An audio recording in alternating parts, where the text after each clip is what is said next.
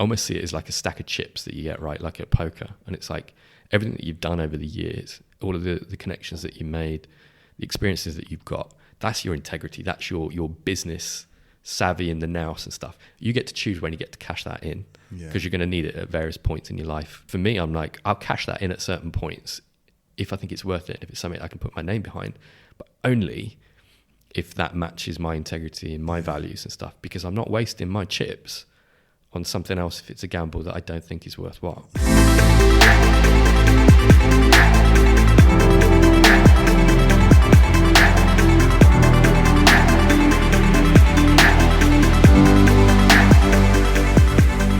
I always start these podcasts saying the same thing, but it's become my intro. But yeah, this gentleman, for me, fundamentally, is definitely needed in the UK franchise industry. We've already had a handful of phone conversations, and I'd say calm, calculated, in a nice way, very informative, and just a really supportive guy. So I'm really grateful you come on the podcast. Could you please just introduce yourself and just tell us a little bit about what you do? Awesome. Morning, Ryan. So I'm Andrew Walters, or Andy, whatever you want to call me, doesn't really matter. Yeah. I'm the founder of Kindling Franchise Consultants. So I was trying to work it out this morning. I think it's 17 years in the industry now. Yeah, wow. And a lot of that's been sort of spread out in different roles, and I'm sure we'll go into some of that. But fundamentally what Kindling does, I mean, franchise consultancy is not a new beast in the industry, but what we basically do is business is broadly split into three chunks. We support franchises at whatever stage of their journey they're at. Typically, we work majority of the time with brand new franchisors. So it's franchises that have an aspire to grow into something but haven't done yet, but have a brand and a service or a product that they think has some mileage. We work with more mature franchisors that are sort of in the growth phase and don't really know how to hit that next sort of plateau and to sort of grow from there. And those guys, I would say, typically more of the SME type franchisors, and it's the guys that they've probably grown organically. They haven't had sort of a huge amount of strategic forethought into how they grow the franchise. It's just taken off and they've done really, really well with it. But it's about how do we take them from where they're at, from that, to really making sure that everything is properly best in class and they can grow from there. Yeah. And then my background is international. I've done 20 years of international business, 17 years of international franchising. So I do a fair bit. It's probably not the biggest chunk of the business, but a fair bit of bringing international franchisors to the UK and taking UK franchisors overseas. So that's broadly who we are. Amazing, mate, that chunk of work just in there is just, it's pretty exciting. Yeah, mate. Like the bit that was screaming. I mean, I think a lot of people think the international part is exciting. I get it is exciting, just because of the thought of being in other countries. But the bit that screams out to me the most, what I love, and I always dream about being a consultant as and when whatever happens in the future. My ideal scenario is give shares to the team, still be involved in the business and do a bit. Come and work with me, right? Yeah, I fucking will do, mate. But the bit that screams out to me and what I love is that SME part. Yeah. That bit of getting to someone awesome. Like a family-run business like mine. Yeah. It gets to a level it got to start going, whoa, I need some structure here, I need a bit more to it, and that's the bit that I fucking love. It's amazing as well how many businesses have come to me because they know the international side that I've done. And they go, I've got this amazing opportunity. We're going to go to Dubai. We're going to go to Australia or Canada or whatever. And instinctively, always I'm like, that sounds awesome. Just for peace of mind, could we just take stock? Let me just look at your core business.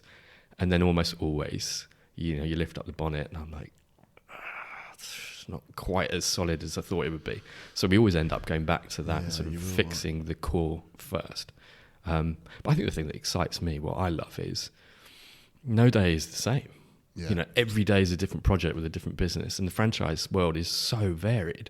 So it's so many different types of owners, so many industries, so many sectors that every day you get to work with someone entirely new in a business entirely new. And sometimes it's stuff that I know and I've worked in. Other times I haven't got the faintest idea about it.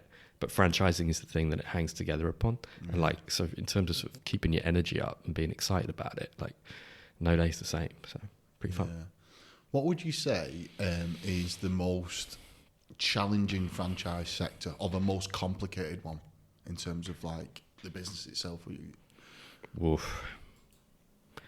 I would say they are so diverse and they all have their own challenges. And it's interesting because I would say some of the ones that are the most challenging and not the most challenging because they're the most complex. They're the most challenging because they're the most simple. Because they're the most simple, they're the most competitive. You get the most brands that think that they can do it. And therefore, it's very difficult to be distinctive because you're all peddling the same stuff. So your challenge in that is not one of, this is hard to police or hard to keep consistency. It's just hard to sell because there's 20 other brands that are trying to do the same thing. And how do you stand out? And there are ways to stand out, but you've got to be smart about it. And then you get the other flip side of it where you get ones which are hyper complex to franchise because the service itself is franchise. So I always talk about trying to find this sweet spot in franchising. Like if it's too easily replicable, then people will just resent paying you any money for it. They're going to do it on their own, or there's a load of competitors. If it's too complex, you get the other side where actually your quality is going to be no good because everybody will be trying to do it at the standard that you set up in the first place and not able to achieve it because it's too difficult. You mate, it's so right that it's like my sector, my business is a recruitment business. Yeah. A lot of people have recruitment businesses that you can easily set up on your own. Yeah. And I'm like, why bother? Yeah. And it's finding that differentiating factor of why bother. I know what my bother is. I know why people should buy a Tezlom franchise. But yeah, it's an interesting one that I've never thought about. Some of the ones that are even more simpler and how they differentiate. And then obviously the really complex ones, it must be a nightmare. Yeah. I always think like, how does someone sell a £300,000 franchise? Like, fucking, how do you get there? And how does that person have that money? And how do you decide? It's interesting, isn't it? Because I think it all comes down to where's the value for the candidate and what's expensive to them. Yeah. You know, I do a lot in the education space and the kids space, and rightly or wrongly, the franchise fees have been pushed right down to the absolute bare bones there. And some franchisors are charging £6,000-7,000 for the upfront fee, and it's not a great deal more than that in terms of costs to set up because it's simple. But to a lot of their candidates, they're looking at that and going, that's a shit ton of money for me. I can't afford to pay £6,000 or £7,000. So for those candidates, it's a lot of money. Whereas if it's a £300,000 franchise, if you've got a candidate who's going, it's all right, we run multiple businesses, we're going to run this alongside a load of others.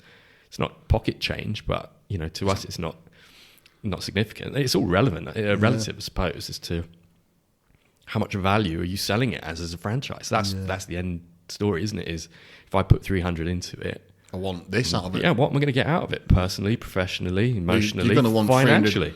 I guess you're going to want that money back in 2 years' time, aren't you? And then you're going to want 300 grand back profit easy. Yeah, it's interesting, isn't it, mate? It's but that's the beauty of franchising, is that it's at its essence, it's the simplest of things. Yeah. If you take out what actually is franchising, the bit that matters, the bit that makes a franchise is really small. It's just the use of the brand and the IP.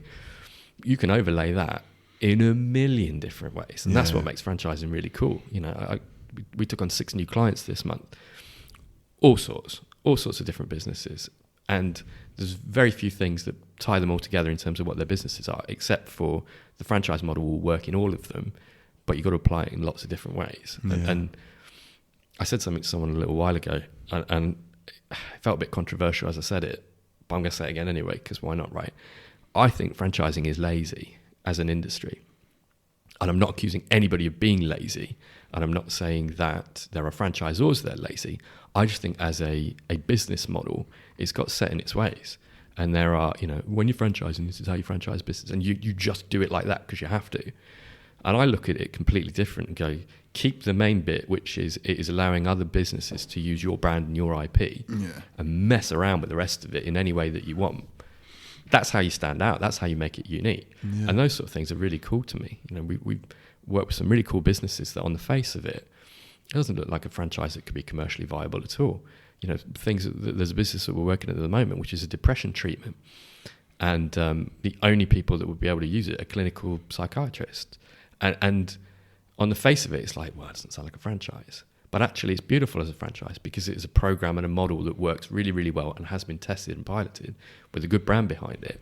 It's just a franchise that they're selling into psychiatry clinics. So it's never going to be at the franchise show. It's never something that you're going to see in the wider world, because why would you? But actually, as a business model for them to be able to put something of quality that's replicable, and for those brands to take something that's complex that will allow them to do it more easily, make money and give good service to the patients, franchising works beautifully for that. Yeah, it's amazing, isn't it? Yeah. Wow, that sounds like an amazing franchise just to even know about. Do you know? It's cool. Isn't it? I'll tell you a bit more about it later. Yeah, that's a real clean one, that, isn't it? So what always interests me, I mean, I've got about a zillion questions now running around my head, but the one thing is always the same question to every single person that come on. Is like, how do you end up getting into space?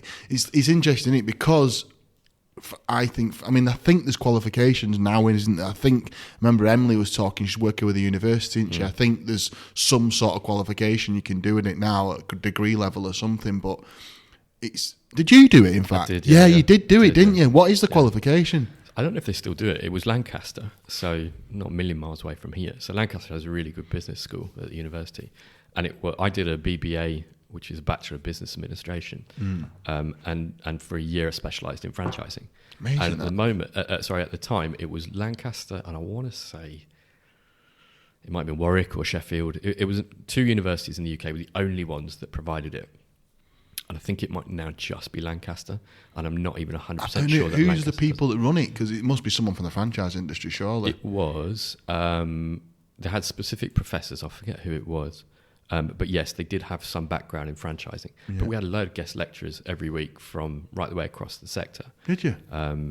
It was super interesting. I'd love to do that. And it was done with absolutely no intention at the time. It was just part of my course. I wasn't thinking about franchising. Did you not know anything about franchising at the time? Simply from what I'd read, as a business model. It was a module I needed to take as part of the degree. But what was really interesting was how much of what I was told resonated when I started working. Like, I remember vividly, there was a discussion about franchisee conflict. And I say it to people all the time, with new franchisors, I'm like, expect it. Yeah. It's baked into the model. Well, it's how you handle it. It's, can you operate at a level of normal communication where there's a general acceptance and respect for one another, knowing that there are going to be times when that varies, and there are going to be times when you're an absolute rock star and they love you because you've launched a new thing that's made them an extra 20%. And there are other times when you launch a new website and your website crashes and everyone hates you. Yeah. It's part of what it is when you're running a business where you're taking a bunch of small business owners and putting constraints on them and telling them that they have to do it in the way that you want them to do it. At some point, there's going to be conflict. So it's interesting hearing that and hearing someone speak about it. And we got both sides in the lectures. And then, actually going and sort of joining my first franchise and being like, oh, okay, that's actually true. Amazing, that, isn't it? But it's a sad shame. And I think going back to, this isn't a laziness issue for franchising, but this is something that we have to do better in this country, is promote franchising more as a career path for people. Yeah. It's almost like, people think about, you're going to join the workforce when you finish school. Maybe you'll set up a business, but you probably won't. But nobody's talking to kids at college or university level about setting up a franchise. Why the hell not? It's unbelievable. Yeah. Such a missed opportunity. And, I lived and worked in North America for 3 years in franchising. It's a different beast over there. Like, is it? It's just seen differently. Being a franchisee over there is seen differently to being a franchisee here. Like, there are franchisees in the US, a lot of franchisees that would dwarf every single franchisor over here in terms of scale and size. They gobble them up. They got an office of 400 or 500 people because they run 60, 70 different franchise sites of multiple different brands. Fucking hell. And they've got a head office that supports it and stuff. It's just different, where we don't have that sort of same multi-brand ownership in the UK. There's a little bit in food and beverage, but nothing like in North America. It's just not seen in the same way. And it's a shame. How do we get to that level? I wish we could do more to educate. I wish I could say that I've got faith that the government will, we can blow the trumpet enough and someone will say, like, this is the way to do it. Honestly, I've thought about doing this, and it's time and energy and contacts. And truthfully, I want to speak to Lancaster University about it. I'd love to build a career path with a uni or a college where we could say, like, right, we've got a selected 20 best-in-class franchisors. Each of these are signed up to a scheme for your graduates, one in each discipline, so that for each of your graduates that are coming out, there's something that might appeal to them based on their passions and their experience, and have a work hand in glove with the university to give them a career pathway. It's literally like, you're going to get a university education and we're going to come in and we're going to do franchise training, and the fees are going to be lower because they're graduates, but we're going to be attracting, not people that are at a certain point in their career and looking for a change, but hungry, smart, driven people at the early stages of their career. And it's literally this conveyor belt of every year we take in our new that'd incoming be amazing. graduate scheme. And it's exactly that. It's a graduate scheme, but instead of it being a graduate scheme where you go and work for an employer, it's a graduate scheme where you come in and you're given your franchise. You've got to pay for it, but you get all of the mentoring and all that beautiful stuff that comes with it, and a business out the other side of it. So it isn't going to happen unless we sort of grab it and run with it. I don't know. Is that something that universities would want to do? I'd like to think so. But we should definitely talk to Lancaster University. That'd be, mate, you should. Well, Theo was a graduate at the same scheme as me as well. So he and I have spoken to it on this a few times.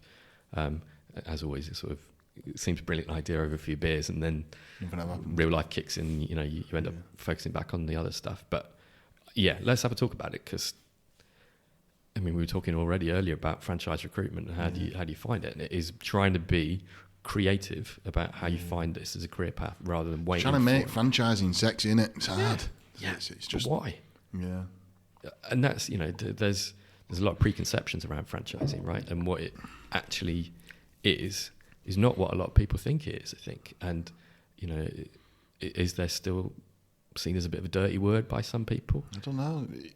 Possibly. I just think people just don't know about it. I just don't think it's known about enough. They do, and in their mind, all it is, oh yeah, that's like a McDonald's, isn't it? Yeah, that's all they say, McDonald's, and they don't actually know what it means when they say it as well. You speak to them about it, and they get into the nits, they haven't got a clue. So if you said to them, like, it is a bit like a McDonald's, but you haven't got to run a McDonald's and you haven't got to have $250,000 to buy into it. There will be a franchise that absolutely appeals to you career-wise, and there'll be a franchise that absolutely appeals to what you love doing and your passion. But they just don't know about it. And that's what's frustrating. Yeah. So yes, long-winded answer to your question. That's kind of how I got into franchising. Yeah, you just got me thinking about advertising franchising now. So how did you get into it? You went to uni and that's how it happened. I suppose that's one answer to it. Is it the honest answer? Probably not. Yeah. The honest truth is it was chance. I was working in London in a job that I really didn't like at sort of 21. Did you live in London, did you? Yeah, lived in there for 3-4 years out of uni.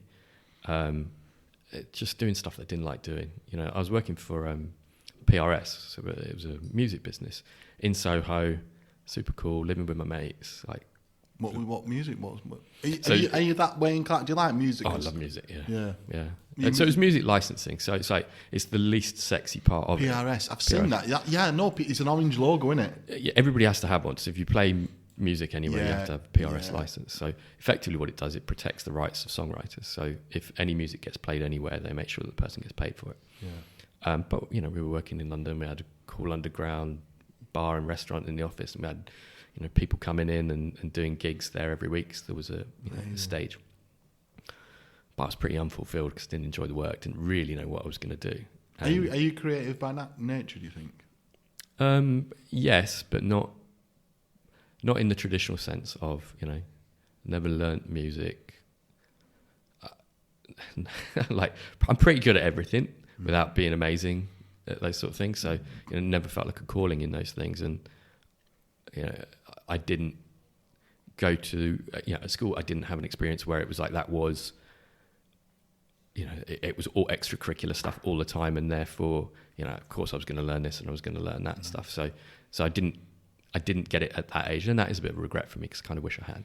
But I think the creativity comes out in other ways, and my creativity comes out of I can see something. I can see a business on paper, a brand, a vision, books, whatever it is, the financials, and I can see the story. Like I can just read it all out in front of me. Just totally build it out in my head. Like I know what it is. Yeah, I do that when I meet people as well. I think my super skill set is I meet two people and I think, oh my God, these two people need to meet. Do you know what I mean? I need to make that happen. Yeah. That's my favourite thing. I always like. Yeah. You just it's daydreaming in it in your head straight away. It's totally that. Yeah. I just see it. Like it all lays itself out in front of me, and I'm like, I can see where your challenges are. I can see where the opportunity is, and I'm like, and there's a missing bit that you haven't seen, and it's just that, and that's what you got to do. Yeah. So go on. I want to dig a little bit more because it's interesting that like how someone works at PSR in it. PRS. Yeah, PRS. It's just I've seen it. that isn't a job you apply for, is it? So it literally was. Literally was. I did. So I obviously did my business degree at Lancaster. Came out of that and wanted to move down to London. And I'd done a year out working for. Where were you brought up, mate? Where did you live? Leicestershire. And mum and dad all right? How did you have mum and dad and all that sort of stuff? Good. Still there. They're still there. They're still there. Yeah, I had a love-hate relationship with where I lived. Like I would say early years living where I still love going up there. Like that village and stuff, it still feels very much like home, and my parents are still in the home where, I grew up. And I had a wonderful time at school at the little age. And then, there's a bigger town which is pretty rough, if I'm honest, nearby. Yeah.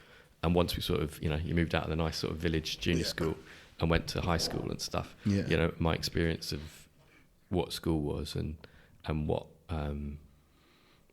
what it was like in that area and sort of feeling like a fit in, entirely different. Like I hated it, to be honest, those last few years. So for me, university was this shining light at the end of it of, there's something else.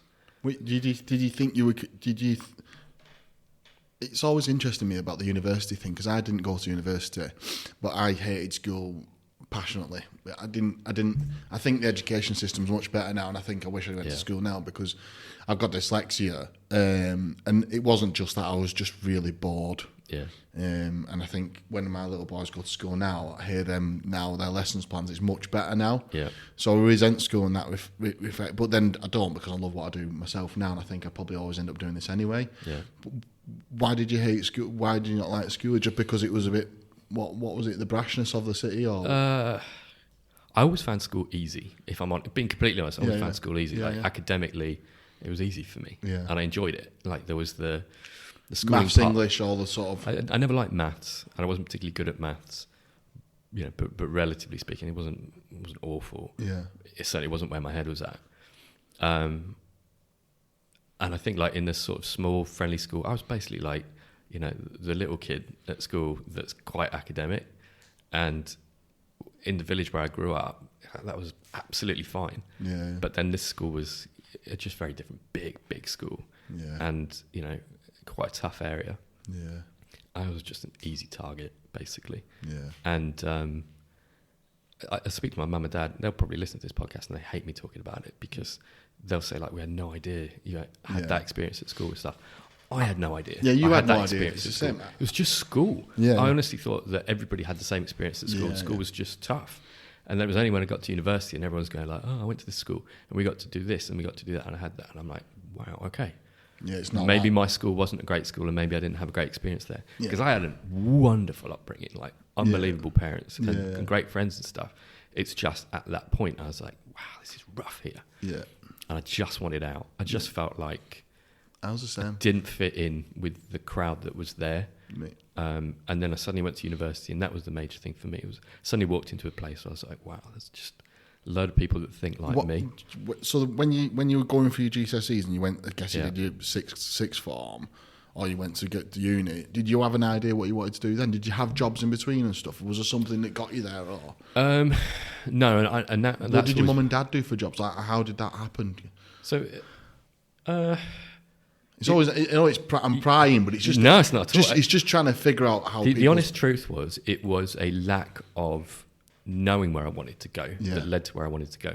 So I did a business degree simply because I hadn't got a bloody clue what I wanted to do. And it seemed like the safest opportunity to go, what if I do that? I'm not closing any doors and maybe it will help me. Yeah. Did I get a massive amount out of the course? Various elements, yes. There were some really practical parts of it which were really useful. Like I did a year of accounting and learning how to read accounts and learning what to do with that sort of stuff. It's really practically useful to know how to grow a business, to be able to understand the story behind the numbers. Yeah. There were other courses that I did where I'm like, what an absolute load of bollocks. Yeah, like it was pointless. Yeah. But I remember when I got there was a professor, his name was Bogdan, big Romanian chap, and sat down in the first lecture with them, and he basically said, my whole ethos behind my unit that we're going to take is that I am a counterpoint to everything else that everybody's going to tell you in all of this stuff. So you're going to hear so many management buzzwords and all of this stuff. And he's like, it's all a load of rubbish. And that was his view, was a totally opposing view to everything else that you're being taught. And I was like, how cool is that you're going to a university that will give you absolutely competing views on something? So the first thing he gave us a bullshit bingo sheet. And he said, I want you, this has got all the buzzwords that you're going to hear. And he says, I dare you to go into your next lectures, and when you hear these words, dot lines like you're playing bingo. And if you get a line, like in bingo, you have to stand up and shout bullshit. And I was like, that's awesome. Like, I loved it that there was that sort of controversy. Yeah. So there were elements that were really practical that I thought were really useful. Others that weren't. But it changed me as a person, I guess. Being away from home and... Yeah, and being around people that actually, you know, I felt like I fit in. You know. Lancaster's a nice place as well. Yeah, exactly. I used to work at Honda in Morecambe. At the Honda, I did a bit of going around Lancaster, like with customers and stuff. So. Yeah, it's just nice from... You know, it wasn't too big. You know, grew up in a small village in Leicestershire, so it wasn't too big a step up, but it was a step up. You know, and so it helped me start to figure out who it was that I wanted to be in. Like, you know, I didn't come out of it any the wiser in terms of what I wanted to do with my life, but I probably came out of it a better rounded person. Yeah.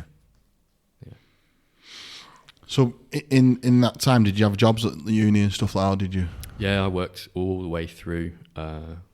I mean, that's something my mum and dad really sort of instilled to me was, you know, you learn the value of money by working. So summer holidays and everything, I always had a job at school. I always came back and worked over summer holidays and stuff. So I did all sorts of stuff.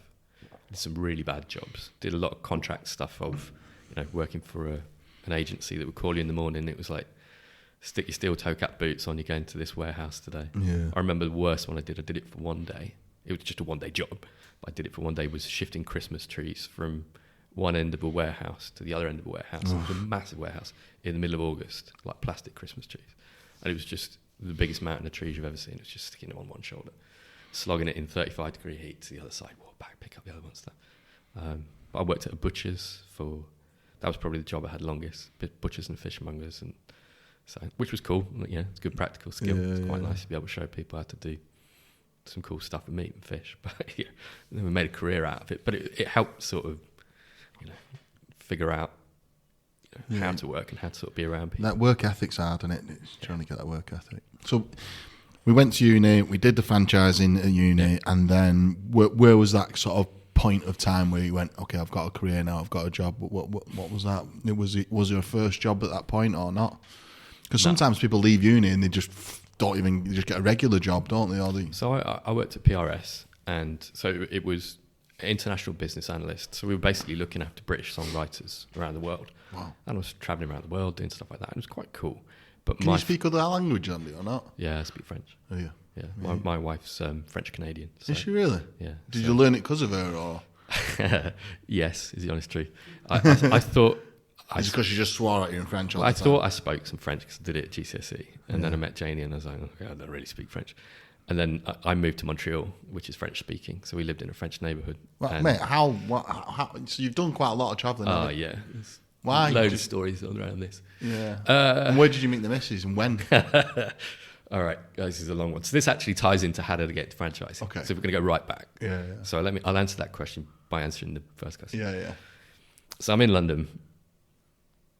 And I'm doing a job which is basically, it's international stuff, but it's around numbers. It was all about producing financial reports for people and stuff. And I'd done that in my year out when I was working at Compaq and then HP. And I was good at it, but I really didn't like it. I wanted to work with people and I wanted to do like strategic stuff. Yeah. And I was worried because I'm like, I've done it now I did it a year out and then I was 2 or 3 years into it. And I'm like, I'm going to get pigeonholed here. I'm going to get a CV that this is all I know how to do. Yeah. I'm going to end up without meaning to having a career that I've got no desire to do. So I basically was sort of ticking along desperate for something to change.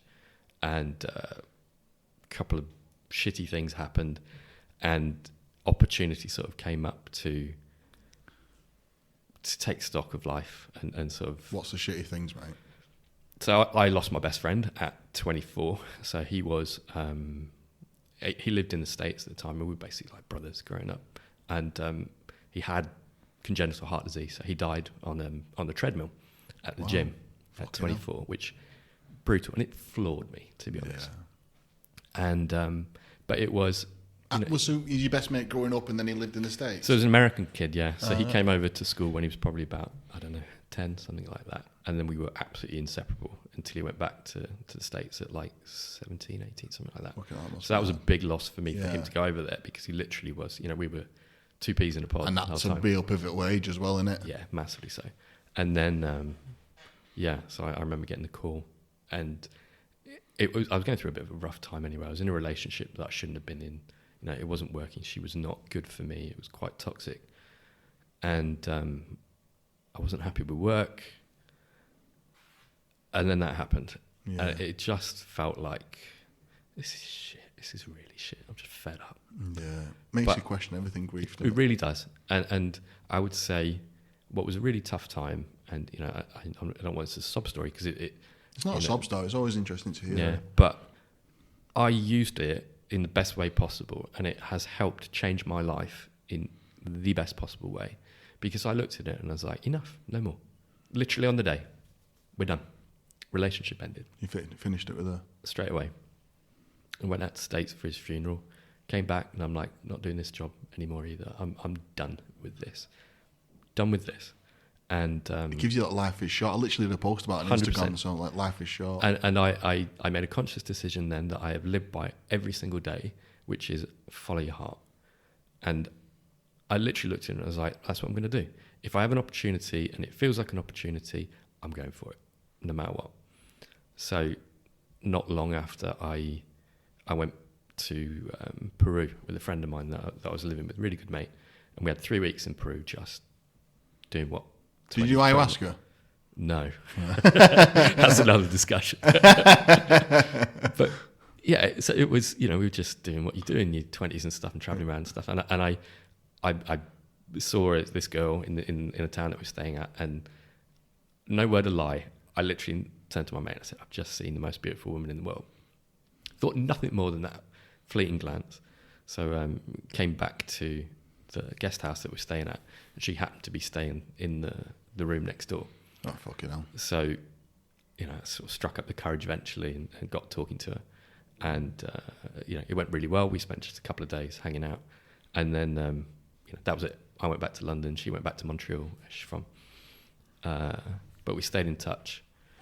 And then I went out to visit her. She came back to visit me, so on and so forth. And then eventually I'm like, all right, maybe there's something in this. And I was like, stick to your mantra. Like, if it feels like it's worth it, go for it. So she and I met up in Caracas in Venezuela, and we travelled the length of the Andes together down from Venezuela down to Argentina over about 10 weeks. So we did that, flew back to London again.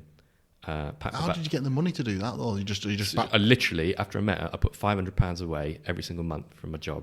I had like a little kitty that I was building up. 500 was what I wanted to achieve every single month. Felt massive for me. Yeah, it would have been massive as well. Yeah, I'm like, Jesus Christ, this hurts. But worth for a bird though, isn't it, sometimes? Yeah, exactly. And then, so then came back to London after the travels, and I was like, that's it, done, following my heart.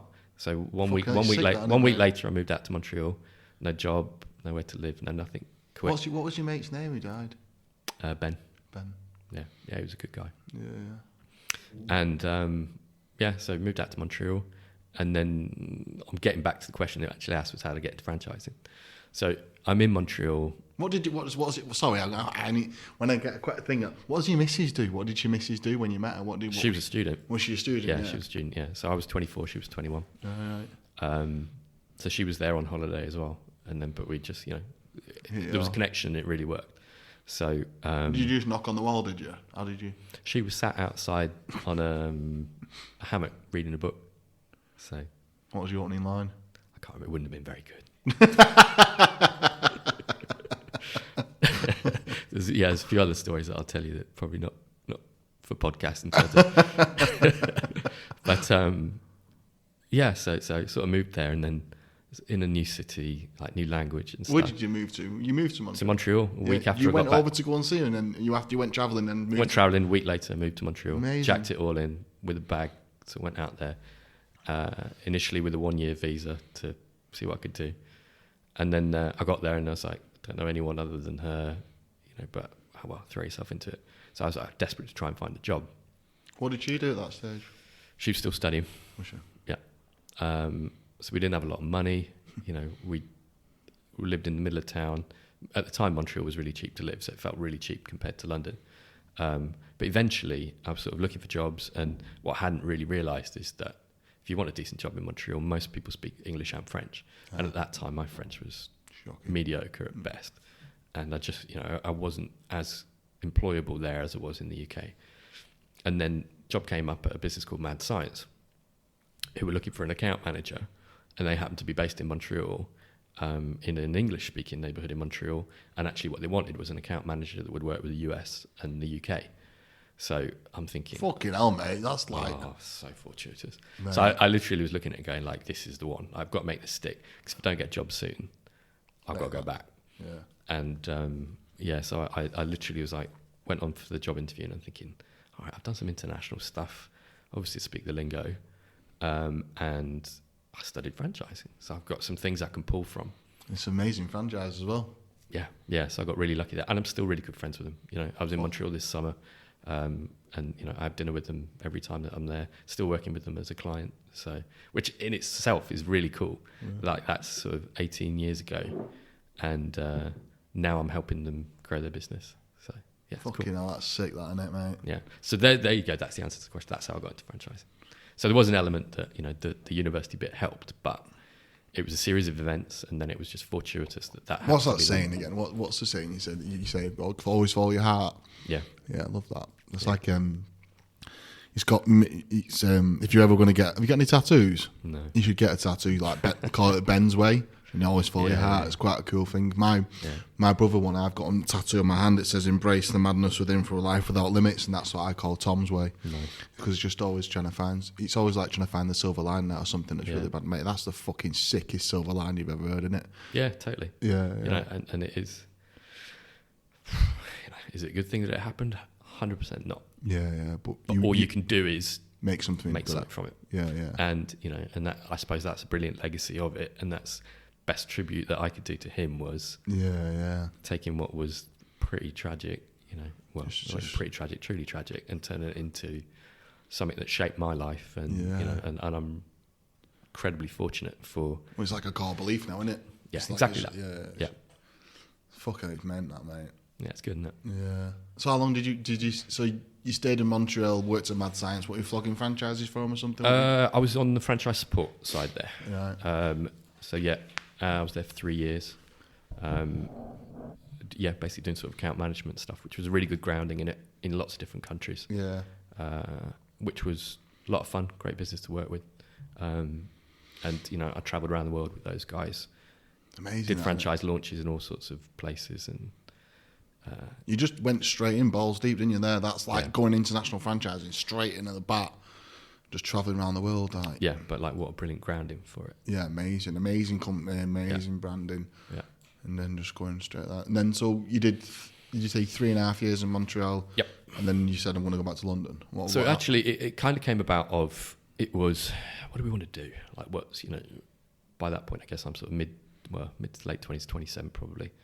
And it was, is this it now? You know, are we sticking around here? Yeah. Or what do we want to do? And it was actually Janie, my wife, who was like, actually, I'd like the experience of living overseas, and maybe we could consider living in the UK. So we jacked everything in again, and we went travelling around the world together for, I think we did about 4 months, all over the place. Did some amazing things and stuff. Were you still working or just no? So again, we put together a war chest and money. And then like, all right, let's go and blow it all, travelling around the world. And then we moved back to the UK, and same thing again. It was like, right. Oh, mate, you make me sick, you two. You're so fucking nice. Like, it's so nice, that, isn't it, mate? That is so cool, that. So then we started from scratch all over again in the UK.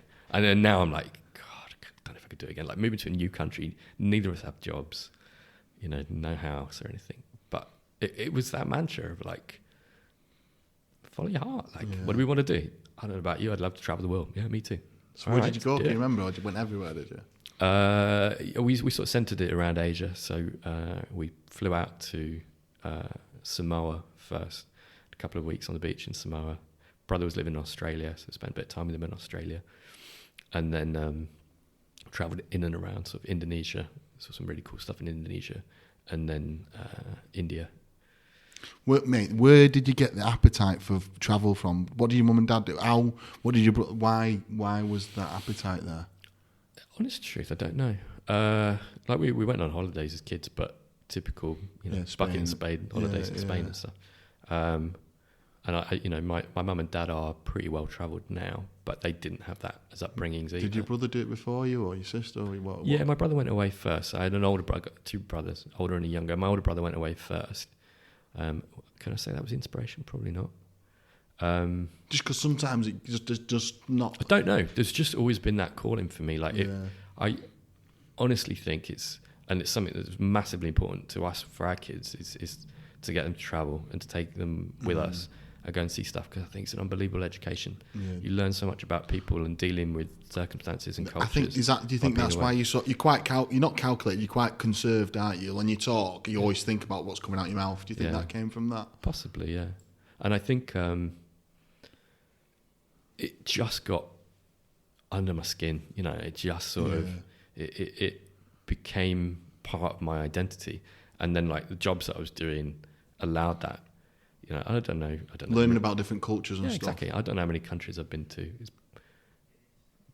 somewhere between 50 and 60, I would say. And then, I got the opportunity to start travelling with work and stuff and doing all of that, which was brilliant. So when you landed in the UK, where did you work first? Pitman. Did you? Yeah. Yeah. So I joined another global one, massive, isn't it? So I joined Pitman as an account manager again. And I did that probably a year or so, maybe a little bit longer. And then I was promoted to the board there. And fucking hell, that's a bit going, isn't it? Yeah. Fucking hell, that's wicked, that, mate. Yeah, it was good. And effectively, I sort of... Mate, how do you do something like that? Because you must have known some shit. How did you learn them skills? Are you just natural to you think, or...? Yeah, if I'm honest. Yeah. And I think it was... You're a natural leader, aren't you? You've definitely got that around you. I'd follow you. Yeah, I'd like to think so. And I think it was... Honestly, it was being consistently good at what I do and knowing what I talk about and being able to drive and get results. And I think, there's...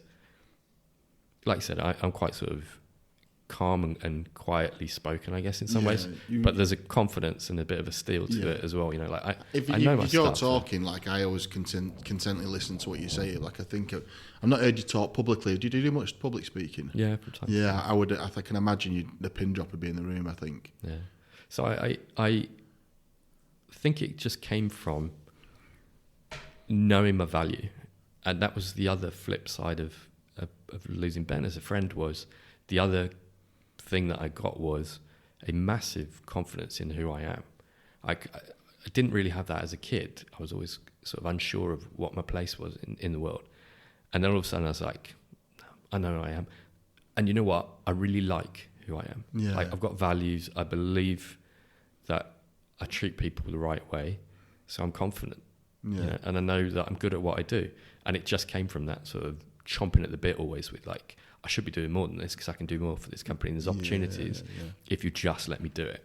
And it basically came about of I got a really good job offer from somewhere else and, it said Pitman, I'm like, can't turn it down. Yeah. And then they said, okay, well, how about if we give you a board position? And I'm like, okay, then I'll take that instead. So that's a big jump though, isn't it? Yeah, it was a big jump. Yeah, but it was. But I was ready for it. Yeah, I think you were. And then it was, so I was sort of overseeing franchise recruitment there. And we had some great years. We did really, really well. And I was also doing the product development side. So I didn't have a background in sort of, creating educational content and stuff, but I think I could put a commercial spin on what was otherwise a team that was very much an R&D sort of education-based team that didn't really think in those ways. Yeah. So, it was how can we take what we're doing there and be looking at the business side of things. And I was thinking about it the other day, like what was my best achievement? I think one of the things we did was, I remember going and looking at the numbers and going, like, this is crazy. Like, we're paying so much money in licensing to Microsoft for using their products because we were teaching people how to use Microsoft stuff. So I made it like a crusade to get educational licensing from Microsoft and basically just kept bugging them until like they put me in touch with the right person. And eventually I kind of got through and I was like, right, we are an education business. Like we should be treated the same as university or a school or whatever.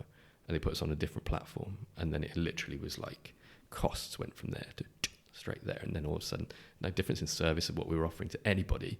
The only person that was making less money was Microsoft, but small beans to them, but it was massive for us. So we had some good years sort of off the back of that. And then I started doing some international stuff with Pitman because there was a massive opportunity around, a real heritage British brand. And we did some really good things internationally with Pitman. 100% made some mistakes. We did some stuff that was, it was cool and it was fun. Didn't have massive lasting legacy. But it was great, great learning curve for me. And what is there anything you can pinpoint from international, that sort of stuff, that you'd suggest that would be advice for someone else doing international recruitment not to do, or is there anything you can? Yeah, and that obviously it's hard, isn't it, not to talk about too deep. Well, that really steered the next step of my path. So we took Pitman into a bunch of countries, and we had some good mileage in some of them. And then Stagecoach came knocking and asked if I was interested in a job, and initially I said no. And then they came back about 9-12 months later and said, international was a bit of a mess. Will you come and sort it out for us? Yeah. So, will you come on as global director? And I'm like, okay, that is kind of the bit that I was enjoying most. I'm like, okay, so I'll do that. And I did take some learnings there. And I think I've worked with a few other businesses on their international side. And I think the key thing for me was, it used to drive me nuts, Ryan, right? When I go into the meetings at Stagecoach and it'd be like, right, this is the new system we've got. We're rolling it out. It's amazing. It's all singing, all dancing and stuff. And I go like, okay, cool. Does this work for our Canadian franchisees and our German franchisees and our Australian franchisee? And they were like, no, not at this stage. It doesn't, no. And I'm like, brilliant. So that's something we're going to roll out, and I'm going to get it in the neck from them going, that's another thing that you missed out. New website, all singing, all dancing. New marketing deck, all singing, all dancing. And I'm like, cool. Have we got a German version of this or a Canadian version? No, we haven't. Okay. So what do you want me to do here? I'm like, we've got a bunch of franchisees that are feeling deeply unloved because they're a second thought for everything. So I literally, this is the tattoo I should have had, Ryan, was, have you thought about international? On my forehead. Because I swear to God, we go in every meeting and we'd sit around as a board or whatever and they'd be talking about all the new things we're working out. And I'd literally go, you know what I'm going to say? I don't even have to say it. And again, I haven't really thought. I'm like, okay, well, maybe we should. So the cultural shift that I really wanted to put in place, and which we definitely landed, was to stop thinking as a British franchisor that has an international department, and start thinking as a global franchisor. It just happens that we operate in multiple markets. And it sounds semantics, like I'm playing with words, but actually it was a fundamental shift in how that business thought, because it was taking every facet of it, marketing, sales, franchise recruitment, the education team, all of the support, and going, each of you now has a part to play in this as a business. You are all involved in the franchising. It isn't me and my team. We're all doing it. So we broke it down and went, right, each of these markets is now a core operation. And everything that we do in the UK, we do for Canada. Everything we do in Canada, we do for Germany, so on and so forth. And it changed massively. We did a conference over there. We did events over there. We had a proper website. There was a marketing deck that was released at the same time. All the tech always worked in multiple languages, multiple currencies and stuff. Just that shift of getting everyone to go, oh, you know what? When we're building this, why don't we build the functionality in? Because it's easy to do it now. It's hard to retrofit it. So then the franchisees started going, all right, they do care. They do believe in us. And then lo and behold, you get franchisees that start growing. And then we're growing really significantly and buying new territories. And then we could sell new franchises because happy days, everybody's profitable. So that would be the fundamental shift, I would say, is be honest as to why you want to do it. And I would say this in two ways. If you're really serious about doing it and being a proper international business, then do it strategically like that. Think it through and understand you're going to have to do it properly, and you need a war chest and you need the resources. Or if you want to do it because it's a bit fun and it's a laugh to go out to some of these places, that's fine too, in my opinion, if you're completely honest with yourself that that's the reason that you're doing it. Don't pretend that this is a strategic decision that's going to grow the business. And understand that if you are going to do it, it's going to probably cost you money, not make you money. And it's going to lose you focus from the core business that you're going to do. But if you want to do it because it's a life experience and it's a bit of a laugh, great. Just be honest, Yeah. And make sure that it's costed. Make sure that it's fully paid for. Yeah. But don't do it to the detriment of what you're doing. It's not an antidote for a failing UK operation. Yeah, because it's going to cost you thousands. Yeah. Yeah. And what seems, that initial franchise fee is always very quickly forgotten. Yeah, spent in seconds. Because, very quickly you're like, okay, didn't realise that this doesn't work over there, and that doesn't work because the legal system's different, and the customer's different, and the buying process is different, and you end up changing everything. And the first year is a wash because the franchisee's not making money because nothing works in the way that you think it's going to work. So you've got to be committed to it. Did anyone insignificant hold your hand for anything, Andy? Is there any particular people you think you've learned some lessons from, or do you kind of just make your own? Can you remember any?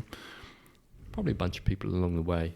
I would say peers probably more than, I don't know if I could I don't know whether I'm doing someone a massive disservice here. Immediately, it's hard when I put you on the spot. Yeah, immediately I'm not thinking of like that was it. That was my mentor. This is what it was. I think I've just always there'd be a bundle of people along the way. 100%. Yeah, there'd be a bundle of people. It's always difficult when I put you on the spot like that, but it's interesting, isn't it? Because do you feel like you need amazing people around you, don't you, as well, to do these things? Oh yeah, that's the absolutely. I can tell you're a natural leader. Do you think? You think growing teams is the biggest part of it? Or what would you say the fundamental parts are doing? What do you... I think it was getting buy-in from everybody and a bit of belief, and then momentum was really, really important. And as you say, having really good people around you, and knowing what your skills are and where your weaknesses are. Yeah. And it was, I'm a vision guy. How do you get people to believe in your vision, though, Andy? You just got to bring them along on the journey with you, and I think that's it. It's getting them proof, being involved in it and actually sort of, leading from the front. And for me, it was, those early days at Stagecoach going out to the franchisees, I was a little bit of, I'm going to get shot here. You're putting me out here to get clobbered for the missteps of the past. And I'm like, all right, it's my job. I'm being paid a decent salary. I'm going to go and do it. I'll take it on the chin. Yeah. And I go, 100% fair point. Fair point. Can we move on? Yeah. And then next time they bring it up, I'm like, I know, I've already admitted that. Fair point. And I've told you we're going to do something about it. So how about we let it go and we move on? And then next time I come back and you know what, I've delivered on the thing that I said that I'm going to deliver on, and they still complain about the previous thing. And I can go, I told you I was going to deliver on it. We've delivered on it.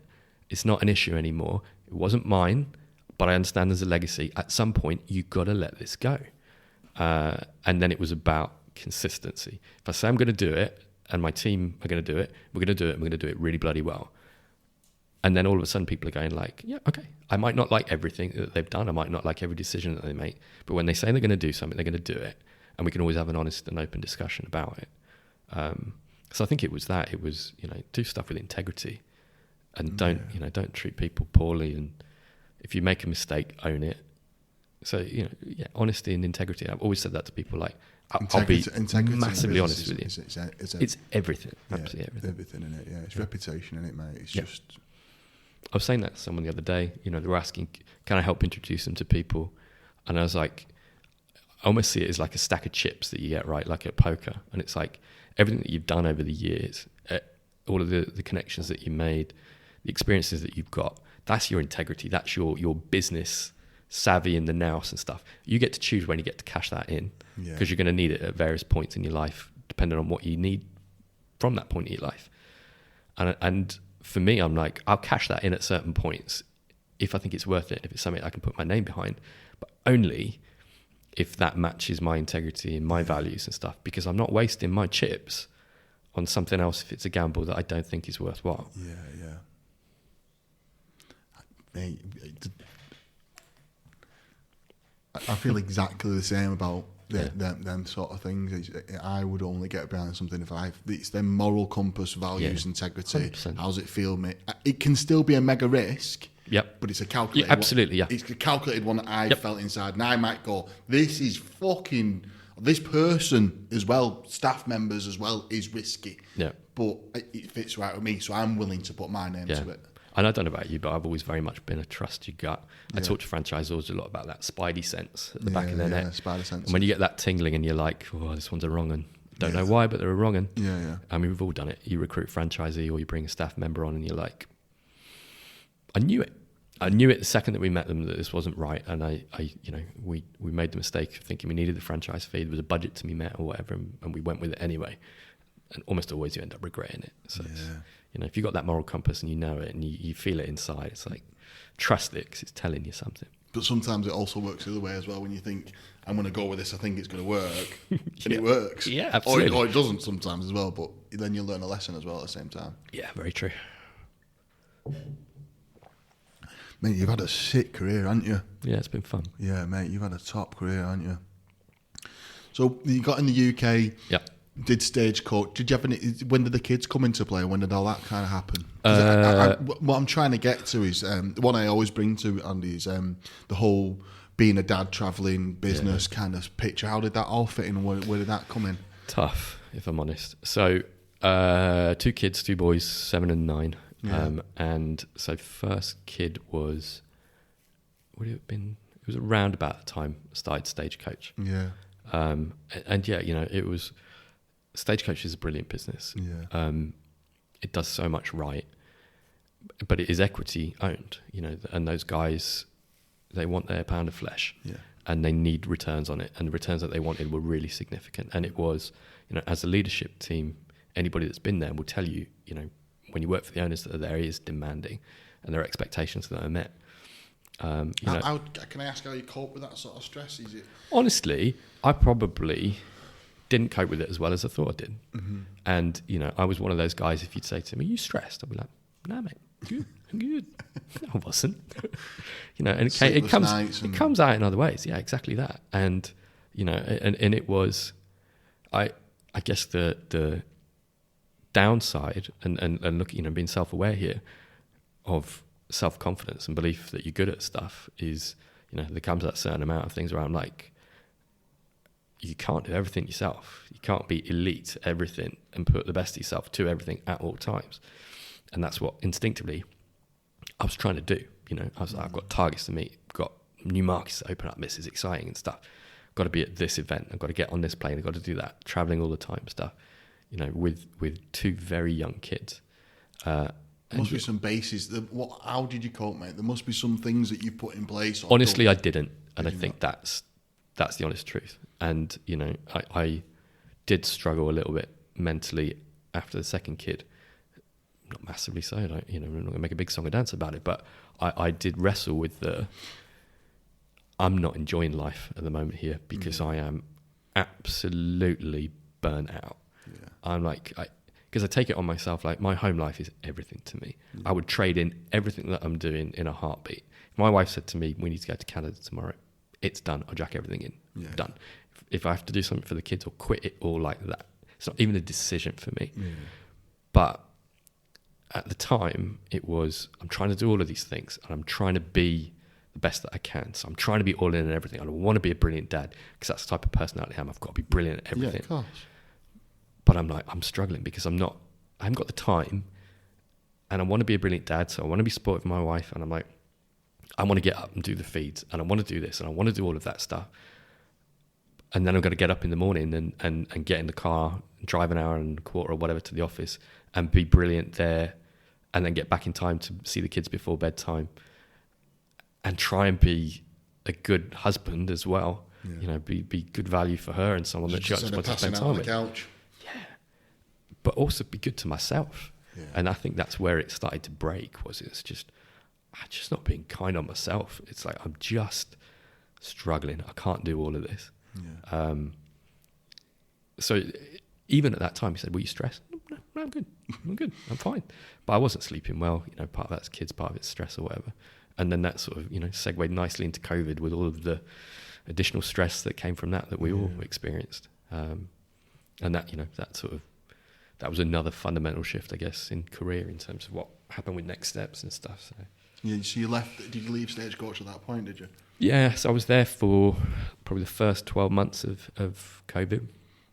We had a mega deal for the US, ready to sign on like 1st of March, I think it was.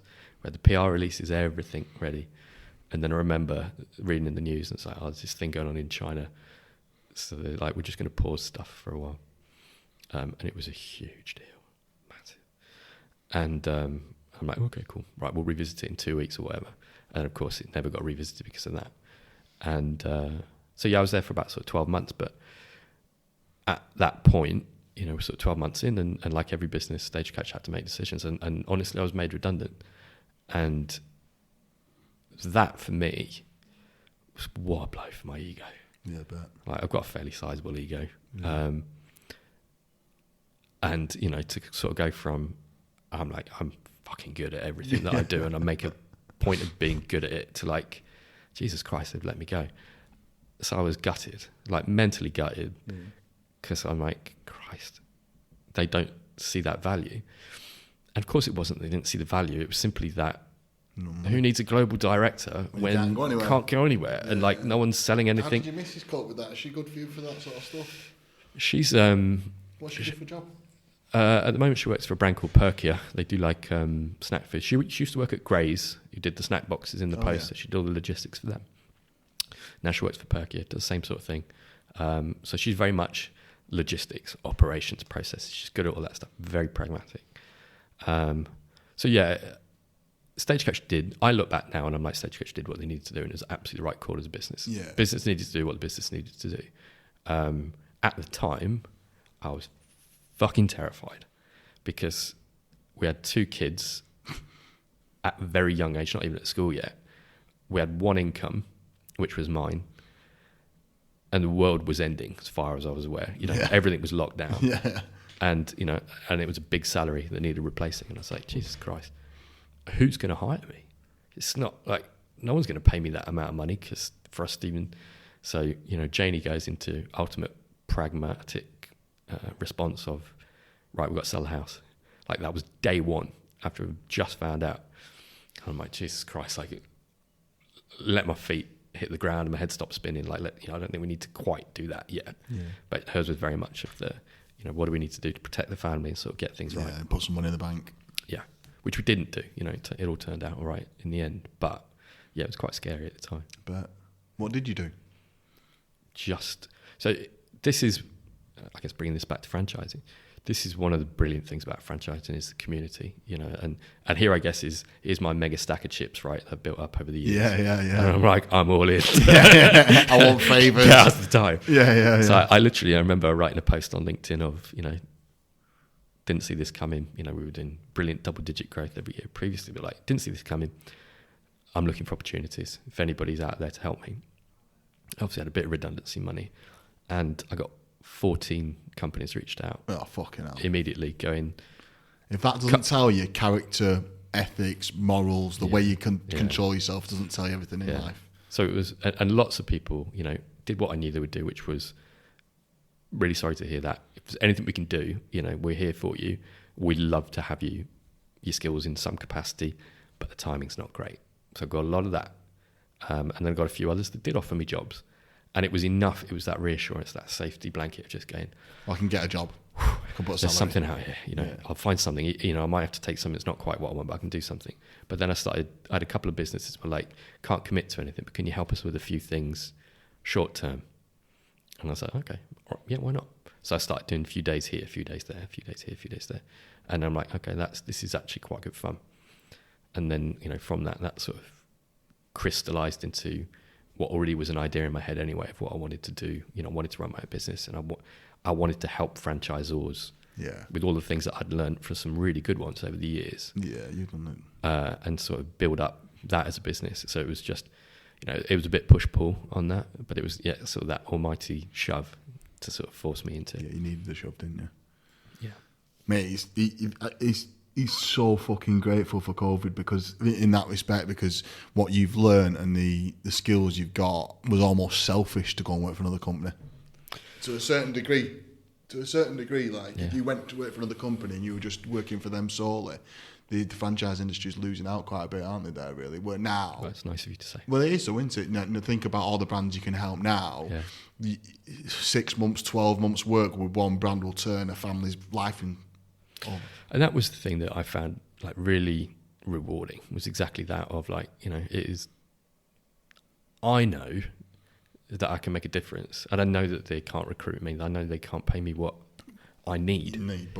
But in whatever capacity they can, I know that I can quickly add value to them. 5 grand, 10 grand, 12 grand, 20 grand, whatever it is over 12 a month for time, you can turn a small family business into a UK wide business. Yeah, whatever it is. So so that's been great, and I get a little bit prickly, I guess, around people who say like, these things happen for a reason and stuff, and I'm like, don't diminish what I did.